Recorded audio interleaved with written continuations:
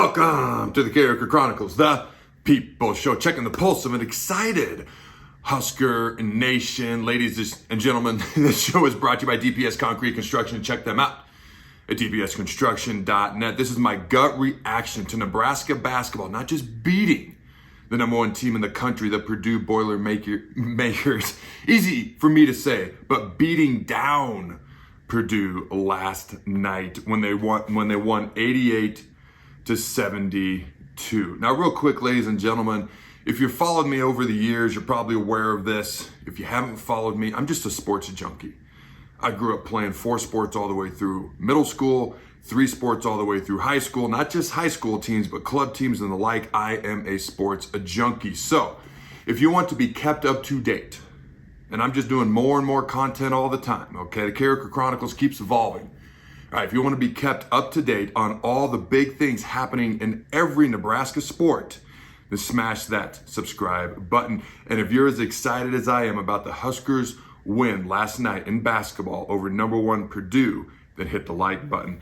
All right, ladies and gentlemen, 14,106 people, all right, Nebraska fans, including Matt Rhule, rushed and stormed the basketball court last night after the Nebraska basketball game. Now, I don't know if all 14,106 people stormed the court, but you get my point. That's the amount of people that were there. Everybody seemed to rush the court. It was a phenomenal sight to behold. Now, this is Nebraska's first win over a #1 team in 42 seasons when they beat Missouri, okay, in 1982. That was on the road, by the way. And their first win at home over a #1 team in 60 seasons when they beat Michigan in 1964. Now, admittedly, I was really tired last night, or I would have done the gut reaction last night. So I tried to get up early this morning and do it as quickly as I could. So my notes are a bit crazy, so bear with me, but let's light this candle. All right. I want to start off by talking about Keisei Tominaga. This guy, I know he's been talked about by other people, but this guy's just fun to watch. Not only is he a great player, okay, he's just fun to watch. I love watching him. He clearly loves basketball, and he knows how to light up a crowd, all right?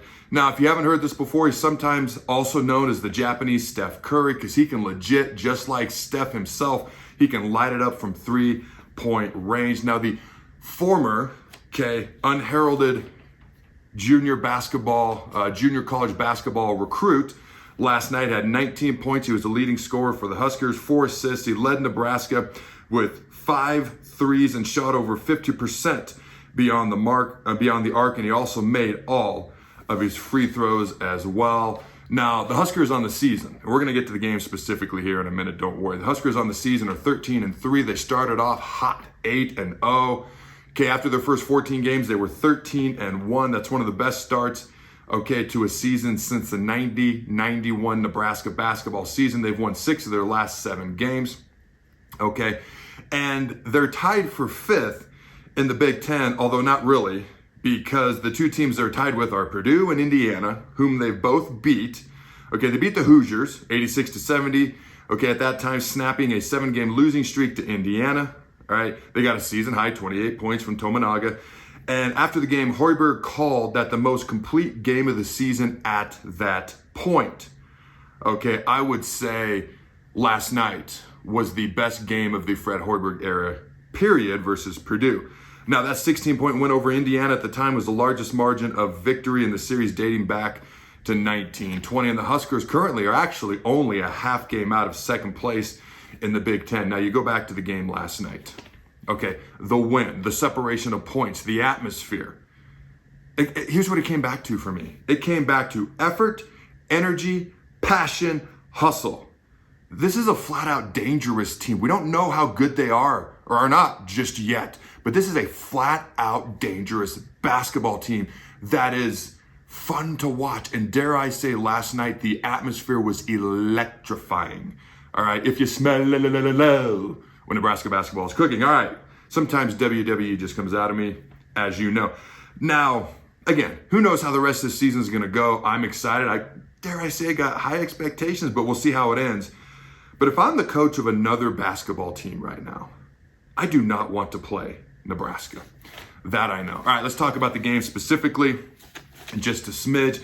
Nebraska had a 13-0 run to end the first half to go up by 11, and there was this was a team effort. Sam Hoiberg sparked that run, okay, and Purdue did fight back. They made it close. You knew they were going to. They weren't just going to lay down.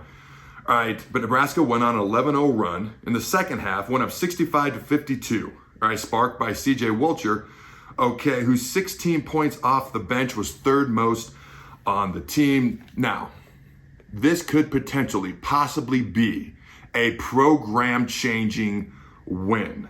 I kind of feel like it is. We'll see, but I kind of do. Now, this is obviously not your typical Nebraska basketball team if you've been watching them at all this year. No, this is not Purdue's first loss, but that doesn't devalue beating the number one team in the nation by 16 points in that type of atmosphere. Unless you're like a John Wooden coached UCLA team in the late 60s, early 70s, nobody goes undefeated in basketball. Okay, and in case you didn't know, I thought this was quite interesting.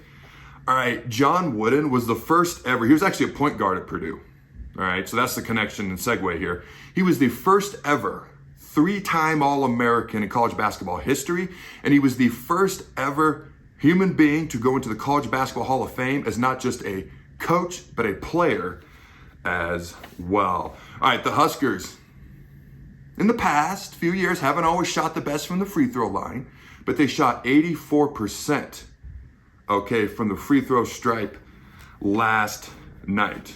All right, when you talk about Tominaga himself, he made 86% of his three-pointers. As I mentioned, this is the best game of the Fred Hoiberg era. All right, Bryce Williams, okay, he had 9 points, 9 assists, 11 rebounds, okay, almost a triple-double. Okay, and a couple of big block shots at the end of the game as well. Again, I mentioned Sam Hoiberg, big spark off the bench. The Huskers shot 61% from three-point range. Purdue shot 39.4%. Now, let's be real. That's about where Purdue shoots from three-point range. Okay, high 30s, low 40s. It's not like they had a bad night or off night shooting or this was a fluke. That is not what this was. Okay, in fact, overall to start the game, Purdue made 7 of their first 8 shots. Yet, Nebraska still built an 8-2 early lead, setting the tone for the game. All right, now, some other thoughts on the game. Purdue has the defending player of the year in Zach Edey, Purdue's center. The dude is 7'4", 300 pounds. He had a 6-inch height advantage on his defender, but that didn't seem to bother anybody from Nebraska. All right, Mr. Edey, very frustrated. Couple of air balls early on. Okay, still working on that hook shot, just a smidge.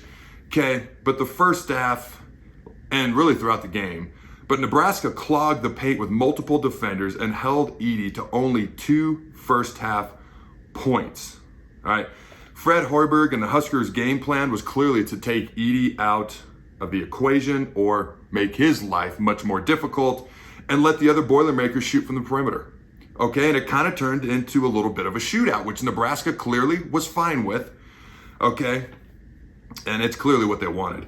Purdue shot 13 of 33 when it came to three-pointers. Nebraska was 14 of 23 on threes, and this game plan really paid off for the Huskers. This was a full whistle-to-whistle, beginning-to-end, 40-minute game effort, okay?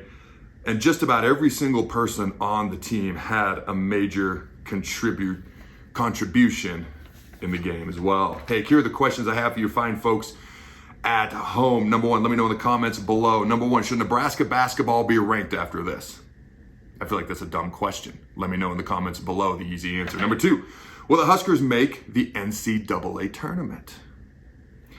Number three, will Nebraska win their first ever NCAA tournament game? As always, check out DPS Concrete Construction, dpsconstruction.net. Jason Armstrong, quality owner. If you want great work done, you want a great employer to work for, this is the guy to work for, and this is the place to go. Until next time, Husker Nation, go Big Red. Oh, tune in on Friday. I'm putting out an interview at noon. Go Big Red. And always remember to throw the bug.